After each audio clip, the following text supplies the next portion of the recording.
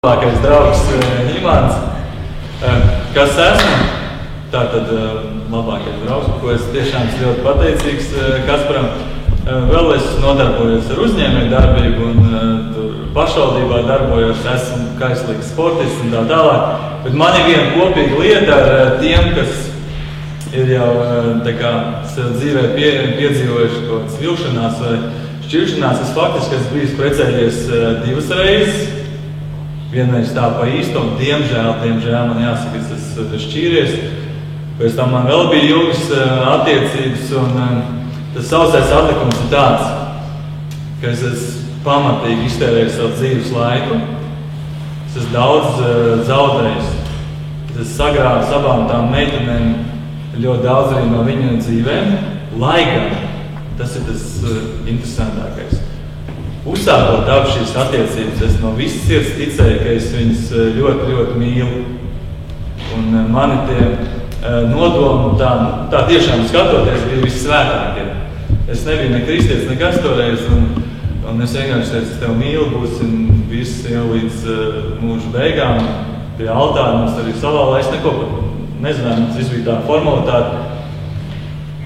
Kāpēc to izdarīt? Lieta ir tāda, kad notika šis te, pa ko bija viss šī uzstāšanās, mēs ļoti ātri pārgājām. Kas notika mani? Es uz viņu skatījos ar brīnišķīgākajām emocijām. Bet tās bija emocijas, ko man sniedz šī te viena miesa būt kopā ar viņu. Tas, ka mums bija mīlēšanās, tas, ka viss tās pārējās lietas, kas no tā izrietēja, tas milzīgais pacēlums, tā kājas, vai tur, teiksim, viss tas brīnišķīgais laiks kopā, tas tiešām bija skaisti. Un tas bija iemesls, kāpēc es viņu vedu pie altāra un precēju. Bet kas bija faktiski noticis, un to es tikai tādu arī saprotu, kad es biju sajaucis sev kā vīrieti šo te ļoti svarīgo slēdzi. Es nespēju atdalīt šo te garīgo dimensiju, kāpēc es viņu varētu izvēlēties no tās fiziskās. Es viņu mīlēju tikai tāpēc, ka man bija milzīga pievilkšanās pie viņas. Eros, tas milzīgais jumts. Viņš ar laiku man nospied to visu zemē. Un pēc tam pat notika tā, es zināju, Kaspars teica, es domāju, Džeki man piekritīs, tas solījuma smagums ir milzīgs mums Džekiem. Es sevišķi, kad es nevarēju sev atzīt, es teicu, es viņu mīlu, es viņu apprecēju, es nevarēju atzīt, ka es esmu nokļūties. Bet es biju nelaimīgs. Pēc kaut kādiem 3-4 gadiem es biju ritīgi nelaimīgs, un tas, protams, kā tas izpaudās attiecībās manas sievas, jo aizskaitināts, neiecietīgs, es neizrādīju tik daudz uzmanības, kā es biju kādreiz sapņojies, kā es varētu mīlēt savu sievu. Bet tas solījums bija tāds, ka es nevarēju sev atzīt. Un beigās tā bija viņa, kas bija spiesta tā kā, pieprasīt to šķiršanos. Un es pēc tam biju briesmīgi atvieglots. Es biju no sākuma ļoti sāpināts, jo man likās viss tur sabrūk kā kāršnamiņš. Bet pēc tam es biju atvieglots, jo es zinu, es no kaut kā briesmīgas izbēdis. Un ka viņai tāda ir otra iespēja, man otra iespēja. Un tad notika viss sliktākais. Es esmu pēc dabas ļoti tāds romantisks, un atkal notika tas viss iemīlēšanās process, atkal tas pats ceļš. Šoreiz es redzat tās rētas, ko viņas dara. Es viņu šoreiz nevedu pie altāra, mēs neprecējāmies. Bet tas jau parāda to, kas notiek, kad 2 papīra lapas, kas salīmēts atplēš, tās rētas mums sirdī, tās sāpes, kas paliek, viņas man neļauj tik līdz galam atvērties, un es vairs nespēju. Bet mēs bijām kā vīsu sievu kopā. Kas notika pēc dažiem gadiem? Tieši tas pats. Es faktiski varu teikt, es biju liels bļēries, jo es sapratu, ka es eju par iemīto taciņu. Es viņai nevarēju pateikt. Mīļā, tas, ko es tev solīju, tā vairs nav taisnība. Es tā nejūtos un tā. Bet viņa to jūta, viņa bija ļoti gudra meitene. Tas bija smagas sarunas un smagas šķiršanās. Un es to ļoti arī pārdzīvoju, bet man pēc tam bija milzīgi atvieglojuma sajūta. Un patreiz es esmu tādā dzīves posmā, es saprotu, es vairs nedrīkst atļauties izdarīt kļūdas.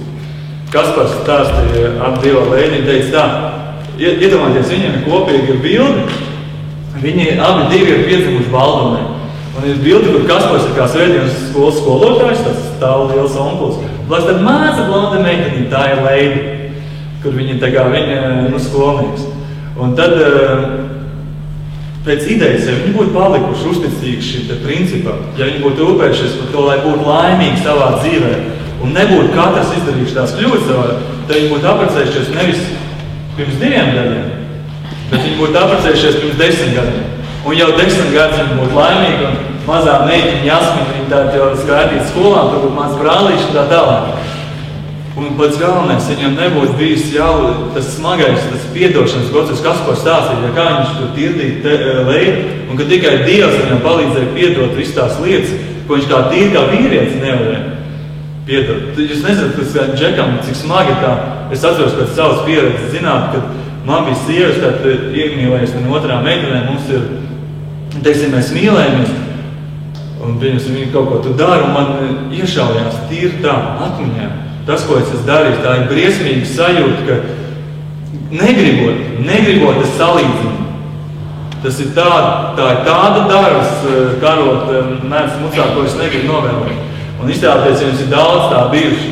Tas tā kā pikošanās, ja, tev tas mēdz beigās vairs nav tur zeltains, bet kāds jau viņš tur kļūst. Un faktiski mēs tādiem ar cilvēciskiem spēkiem no tā nevaram tikt vaļā.